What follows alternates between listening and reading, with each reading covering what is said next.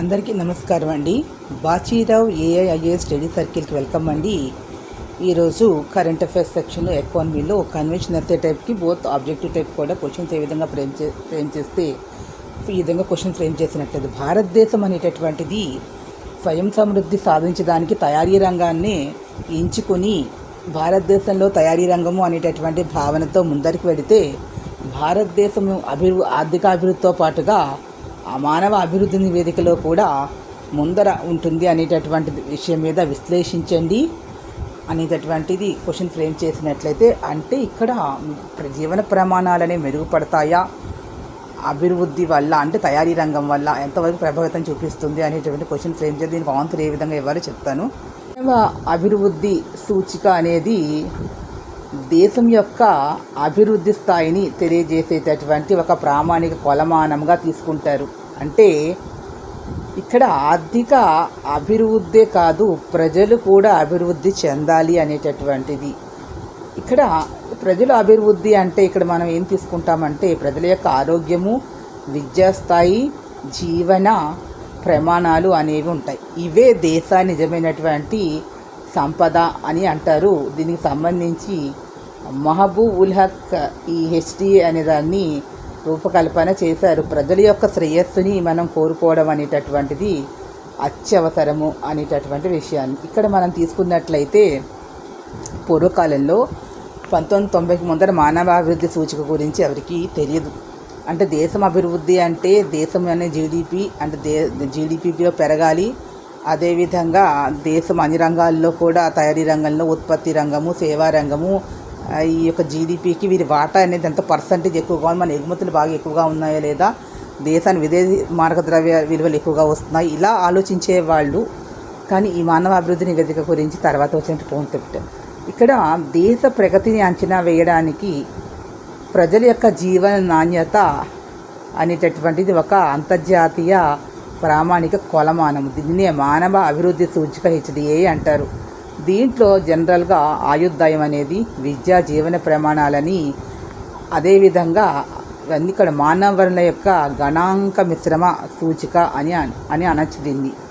అంటే ఒక దేశ అభివృద్ధిని గుర్తించాలి అంటే ఆర్థిక వృద్ధి అనేది సరిపోదు, ప్రజల యొక్క సామర్థ్యములు అంటే వాళ్ళ యొక్క జీవన ప్రమాణము అనేటటువంటిది కూడా అత్యవసరం అని చెప్పి ఐక్యరాజ్య సమితి అభివృద్ధికారి యుఎన్డిపి అనేది మానవ అభివృద్ధి కార్యాలయం రూపొందిన నివేదికలో హెచ్డిఏ మూలాలు అనేటటువంటివి ఉన్నాయి. 1990లో పాకిస్తాన్కి చెందినటువంటి ఆర్థికవేత్త మహబూబ్ ఉల్ హక్ దీన్ని రూపొందించారు.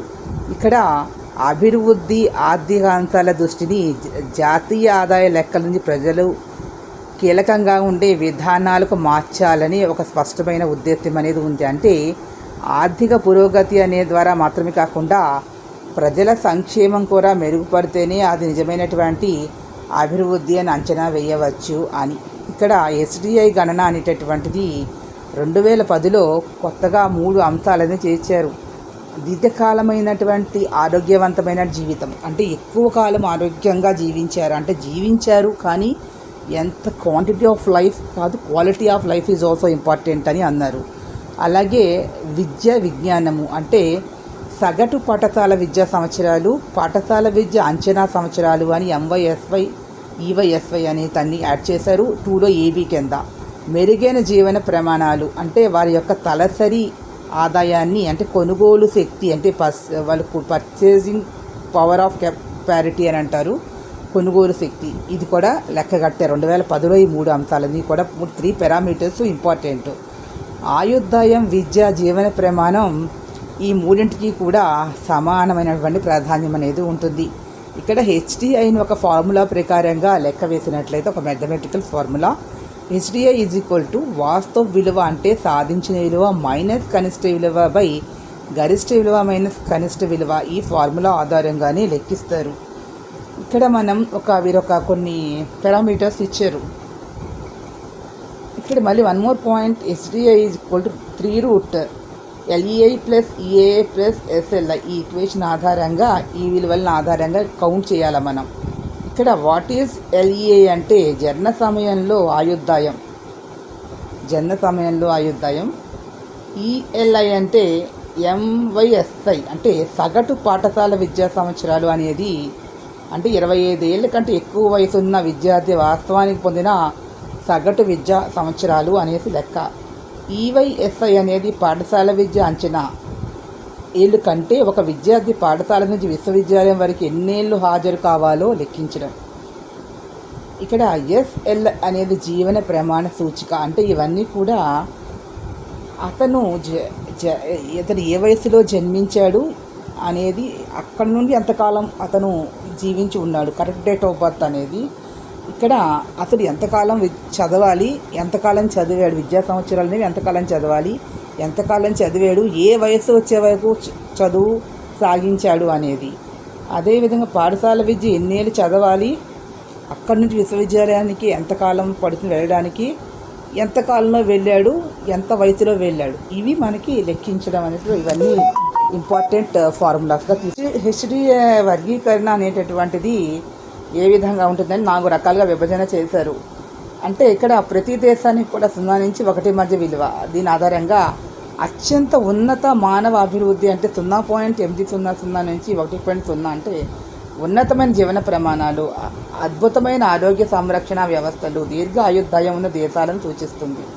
అధిక మానవ అభివృద్ధి అంటే 0.700 నుండి 0.799 అంటే ఉన్నత స్థాయి మానవ అభివృద్ధి పొందినటువంటి దేశాలు. మధ్యస్థ మానవాభివృద్ధి దేశాలు అంటే 0.550 నుంచి 0.700. ఇది ఇప్పటికీ అభివృద్ధి దశలోనే ఉన్న దేశాలు. అయితే విద్య, ఆరోగ్య సంరక్షణ మెరుగుదలలో పురోగతి అనేది ఉంటుంది. మధ్యస్థాయి అభివృద్ధి ఉన్న ఈ రెండింటిలో బాగానే ఉన్నారు విద్య, ఆరోగ్యంలో. తక్కువ మానవాభివృద్ధి అంటే 0.550 కంటే తక్కువ, అంటే గణనీయమైన సవాలు దేశాలు అంటే విస్తృత పేదరికం, ప్రాథమిక విద్య, ఆరోగ్య సంరక్షణ పరిమిత అవకాశాలు, తక్కువ జీవన ప్రమాణాలు, అల్ప ఆయుర్దాయం ఇలాంటి ఉన్నటువంటి దేశాలు అంటే బీద దేశాలు, వెనుకబడిన దేశాలు, కొంత ఆసియాల్లోనూ కొన్ని ఆఫ్రికాలు ఇలాంటి దేశాలు ఉన్నాయి. ఇక్కడ కొన్ని అంశాలను వాళ్ళు ఇక్కడ కన్సిడర్ చేస్తూ ఉన్నారు. ఆ అంశాల ఆధారంగా మనం గుర్తుపెట్టుకోవాల్సింది ఏంటంటే ఈ అంశాలు ప్రభావితం అనేవి చేస్తాయి. ఇక్కడ ఈ 4 రకములైనటువంటి దేశాల వర్గీకరణ అనేది ఈ అంశాల ఆధారంగా చేశారు. అంశము కనిష్ట విలువ, గరిష్ట విలువ. అంటే ఇక్కడ ఆయుర్దాయం అనేది కనిష్టంగా 20 సంవత్సరాలు, గరిష్టంగా 85 సంవత్సరాలు.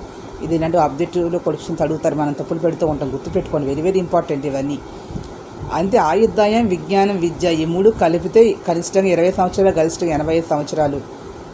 ఎంవైఎస్ఐ 0 కనిష్టం, గరిష్టంగా 15 సంవత్సరాలు. అంటే ఈవైఎస్ఐ 0 18 సంవత్సరాలు.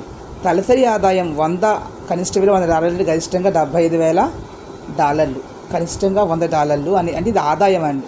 ఇక్కడ ఇవి 18 సంవత్సరాలు అనేది స్కూల్ ఎడ్యుకేషన్, 18 సంవత్సరాలు అనేది కాలేజ్ ఎడ్యుకేషన్. ఇది గుర్తుపెట్టుకోండి.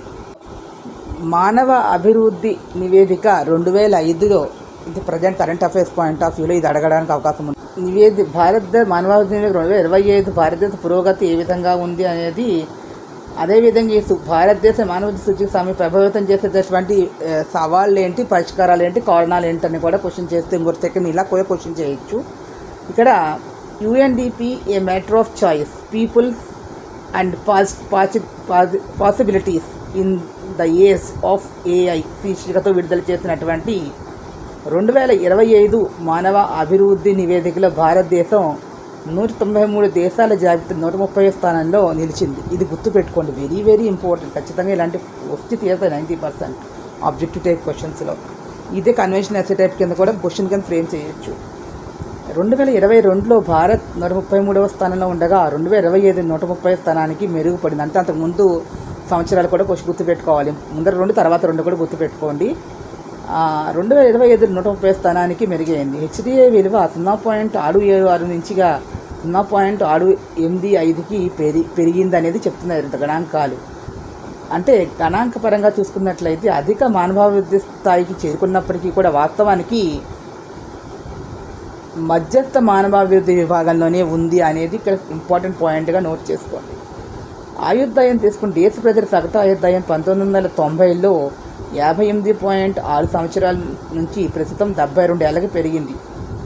అంటే జాతీయ ఆరోగ్య మిషన్, ఆయుష్మాన్ భారత్, జర్నీ సురక్ష యోజన, పోషణ్ అభియాన్ లాంటి కార్యక్రమాలే ఇలా పెరగడానికి కారణం అని చెప్పి కారణం అది. విజ్ఞానం. భారత్లో సగటు పాఠశాల విద్యా సంవత్సరాలు పెరిగి ప్రతి విద్యార్థి పాఠశాలలో 13 ఏళ్లకు పైగా ఉంటున్నట్లు అంచనా. పాఠశాలలో అంటే 1990 కేవలం 8.2 సంవత్సరాలే. 2009లో చేసిన విద్యా హక్కు చట్టం, జాతీయ విద్యా విధానం 2020, సమగ్ర శిక్ష అభియాన్ లాంటి విద్యా పథకాల వల్ల దీనికి సంఖ్య పెరిగింది అనేటటువంటిది ఇక్కడ స్పష్టంగా అర్థమవుతుంది.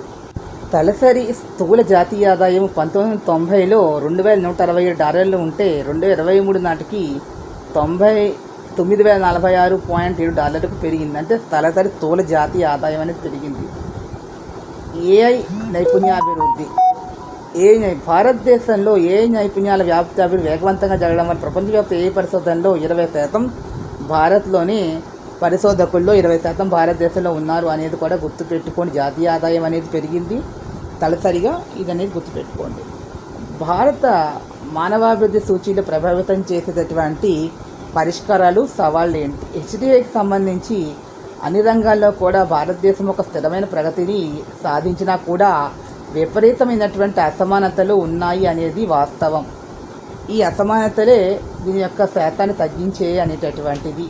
ఇక్కడ హెచ్డిఐ 30.7% తగ్గిందని నివేదిక పేర్కొంది. మహిళా శక్తి భాగస్వామ్యం అనేట రాజకీయ ప్రాధాన్యం దేశంలో ఇంకా అంటే మహిళల యొక్క పరిశ్రమల్లో మహిళా శ్రామిక శక్తి అయితే ఏంటి, రాజకీయాల్లో కూడా వెనకబడితనం ఉంది. ఈ లింగ అసమానత అనేది కూడా అధికంగానే నమోదవుతోంది. లింగ సమానత్వం కోసం చట్టంలో మహిళలకి 1/3 రిజర్వేషన్ అనేది కల్పించవలసినటువంటి అవసరం ఉంది. చట్టపరమైన సంస్కరణ లింగ ఆధారిత హింస, బాల్య వివాహాలు, కార్యాలయాల్లో మహిళలపై వివక్ష వాటిపై కఠినంగా వ్యవహరించవలసిన అవసరం అయితే ఉంది, కానీ వాస్తవంగా జరగటం లేదు.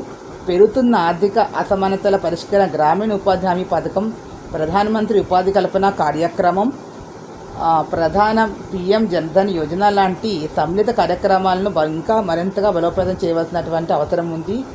ఆరోగ్యం, విద్యపై చేసిన వ్యయం, పెట్టుబడులు గణనీయంగా పెరగాలి.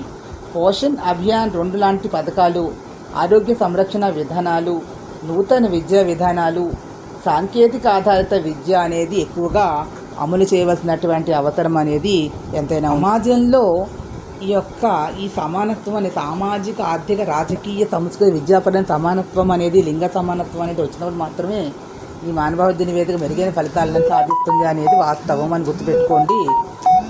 నెక్స్ట్ పాయింట్ వచ్చి ఇలా దీంట్లో ఆబ్జెక్టివ్ క్వశ్చన్స్ అడిగేదానికి అవకాశం ఉంది. ఇక్కడ 2-3 మెన్షన్ చేస్తాను. 2025 మానవాభివృద్ధి నివేదిక ప్రకారంగా మొదటి 3 ర్యాంకులు సాధించిన దేశాలు: మొదటి ఐస్లాండ్, రెండవది నార్వే, మూడవది స్విట్జర్లాండ్. 2025 మానవాభివృద్ధి సూచికలో భారతదేశం కంటే మెరుగ్గా ఉన్న దేశాలు అంటే చైనా, శ్రీలంక, భూటాన్. లింగ అసమానతల సూచిక GIA ఎప్పుడు ప్రవేశపెట్టారు? 2010లో పెట్టారు. మానవ పేదరిక సూచిని ఏ సంవత్సరంలో రూపొంది? 1997. అంటే మామూలుగా ఇది హెచ్డిఐ అనేది 1990లో వచ్చినా కూడా లింగాసమానం 2010లోను మానవ పేదరిక సూచి అనేటటువంటిది 1997లో పెట్టారనేది గుర్తుపెట్టుకుని. ఈ వీడియో మీకు నచ్చినట్లయితే ప్లీజ్ సబ్స్క్రైబ్ మై ఛానల్. మరిన్ని కొత్త వీడియోలు ముందుకు వస్తాను. Thank you to all.